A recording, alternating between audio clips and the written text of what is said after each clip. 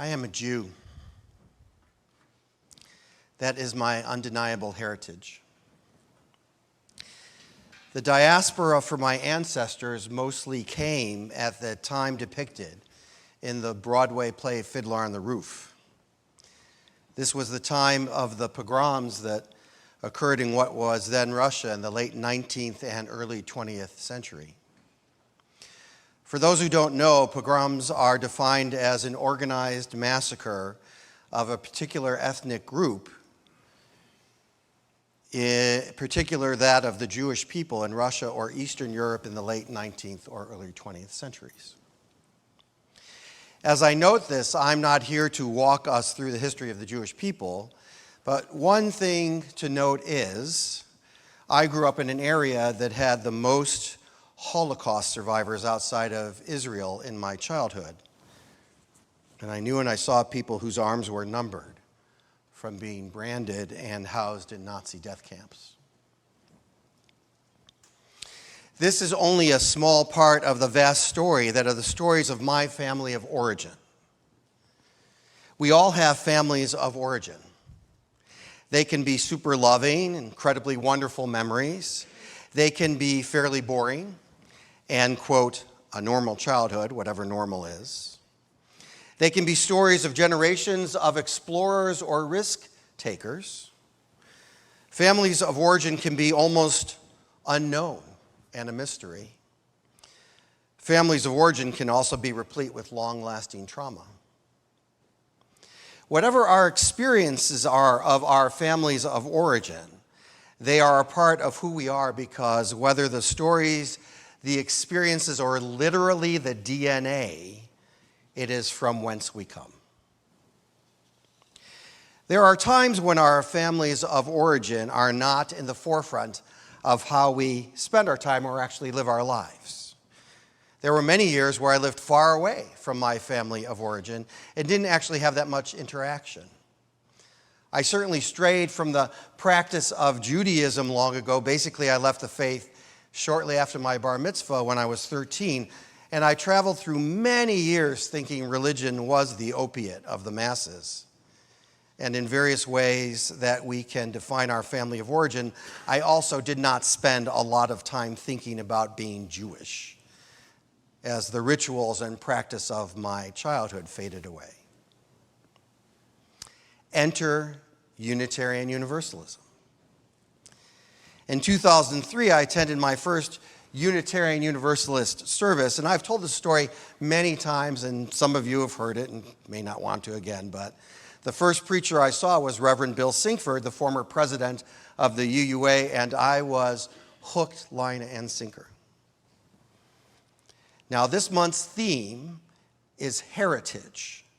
And although I could certainly now define my family of choice as being my wife and my friends who I love so dearly, I also feel my family of choice is bigger than that, which now includes my Unitarian Universalist ancestors and all of you.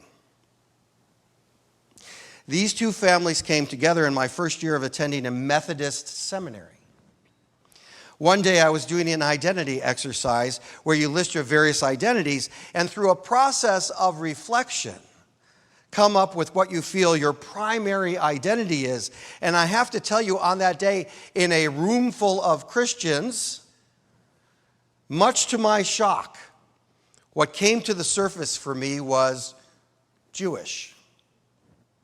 That my primary identity, a thing that has had an enormous influence on my life, was being Jewish. It was an eye-opening moment for me and has sat with me since that day in 2005 and is what helped make the events of this week so emotional. I am a Jew, and again, my people were slaughtered this week.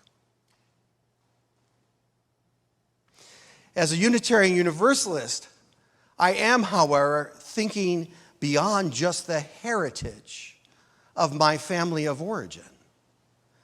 There are people I believe to be victims of generations of political posturing and religious fanaticism. People, young people, old people, people of all genders, and children who have lost their lives because of human beings' worst impulses and tendencies. This week I've struggled so deeply with the pain I feel for my family of origin and the pain I feel as a universalist with my deep love and desire for us all to treat each other with respect and dignity. And I wonder, and at times I struggle with, as I know many of you do, with the question, how will we ever coexist in this world? As I watched more and more of the news and heard of the incredible atrocities, as I felt the complicated feelings I have about the politics that have been at play in the Middle East for so many generations, as I watched the horrors of war and hatred of others escalate, as I viewed colleagues of mine and friends online unfriend each other this week, as emotional battles raged, spurred on by the actual battles, as I wondered about friends and cousins who I have who live in Israel, I struggled mightily with what I could possibly say to you that wouldn't be just me spilling my pain out onto all of you. These are complicated times. I have friends who were born and have lived in the United States their entire lives who view Israel as the safe home of their family of origin. I know people I have come to know in my family of choice who don't support Hamas, but are in complete support of the Palestinian people and whose support have put them at odds with their families of origin and in some cases their families of choice. So complicated, so hard, so tragic and sad. This week, in trying to sort through my own feelings, I wrote a couple of things that I shared on social media. It's a way to both process my own grief and hopefully through my ministry, provide some thoughts for others to reflect upon. The chalice lighting today was one of those writings. Here's another.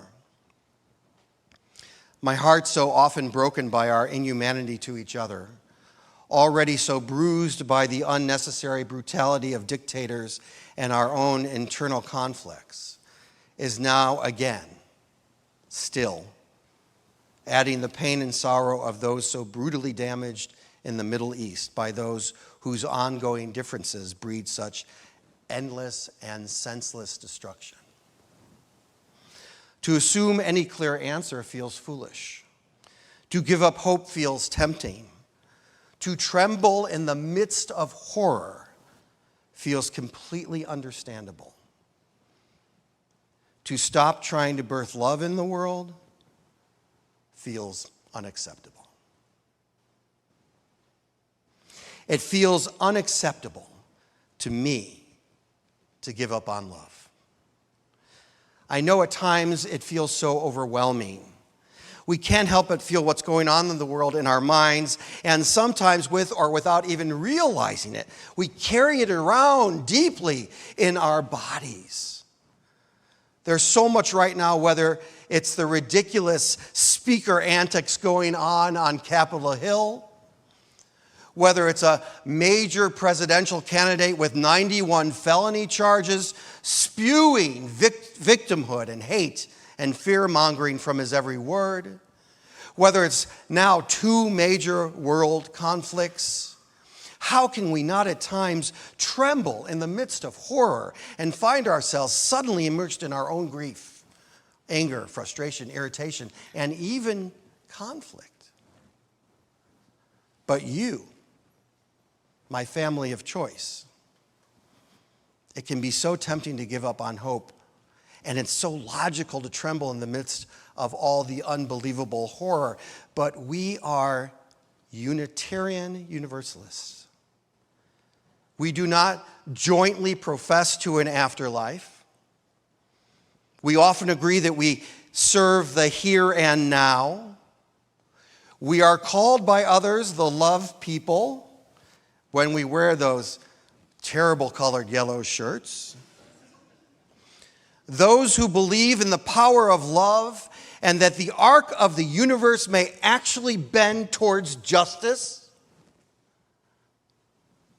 We are Unitarian Universalists, my siblings, and we are here because I need you, and you need me, and we need each other, so that we can take the completely vital move of trying to keep birthing love into this world.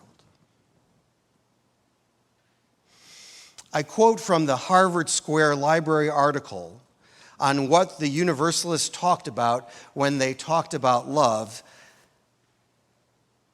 part of the heritage that we are all sharing right here and right now. And it says this: in essence, the conversion to universalism was a conversion to love itself. Salvation depended not so much on believing or feeling something specific about God or Jesus as much as it depended on being able to perceive and appreciate love. And as the very popular Lucy Barn wrote in The Female Christian in 1809, which language I have updated for today, she said, when universalists accept that they are all siblings to be loved, they know that they have passed from death into life. This is our collective heritage. If you are sitting in this room today, this or online, this is our choice. This, my family, is our continued calling. May that be so, and amen.